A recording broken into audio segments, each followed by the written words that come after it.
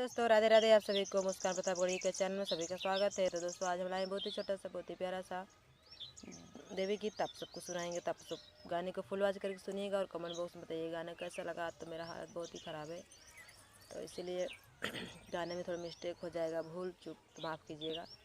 चलिए चलते हैं गाने की तरफ। वीडियो को फुल आवाज करके सुनिएगा और बताइए गाना कैसा लगा। अच्छा लगे तो लाइक कमेंट करिएगा और चैनल को सपोर्ट करिएगा। आप सबसे रिक्वेस्ट है, आप मेरा सपोर्ट करो, हम आपका सपोर्ट करेंगे, एक साथ सबका विकास। चलिए चलते हैं गाने की तरफ।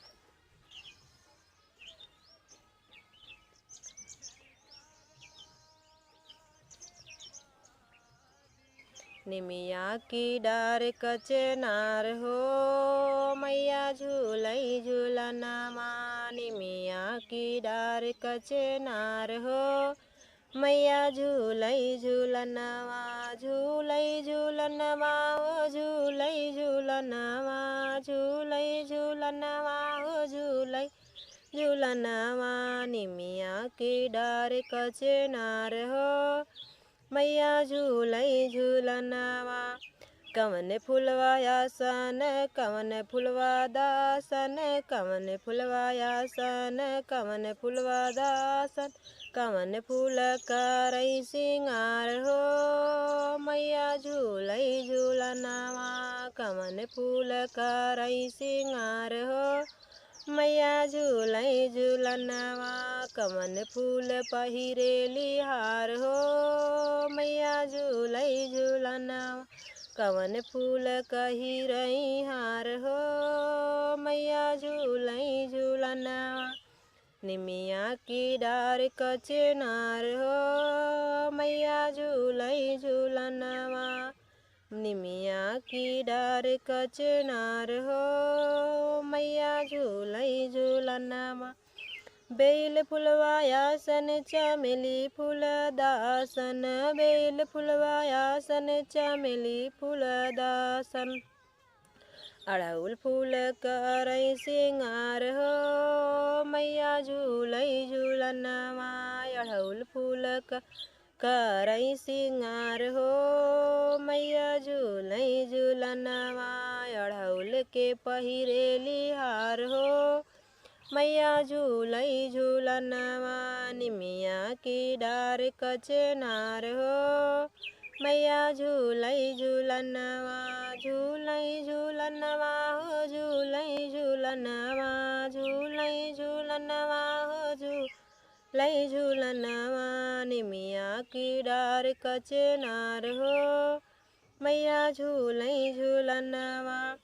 कवन मैया बेटी देली कवन मैया बेटा। कवन मैया बेटी देली कवन मैया बेटा। कवन मैया देली सुहाग हो मैया झूलई झूलनवा। कवन मैया देली सुहाग हो मैया झूलई झूलनवा। निमिया की डार कचनार हो मैया झूलई झूलनवा। झूलई झूलनवा हो झूलई झूलनवा। झूलई झूलनवा हो झूलई झूलनवा। निमिया की डार कचनार हो मैया झूलई झूलनवा। काली मैया बेटी देली शीतला मैया बेटा। काली मैया बेटी देली शीतला मैया बेटा। गौरा मैया देली सुहाग हो मैया झूलई झूलनवा। गौरा मैया देली सुहाग हो मैया झूलई झूलनवा। दुर्गा मैया देली सुहाग हो मैया झूलई झूलनवा। निमिया की डार कचनार हो मैया झूलई झूलनवा।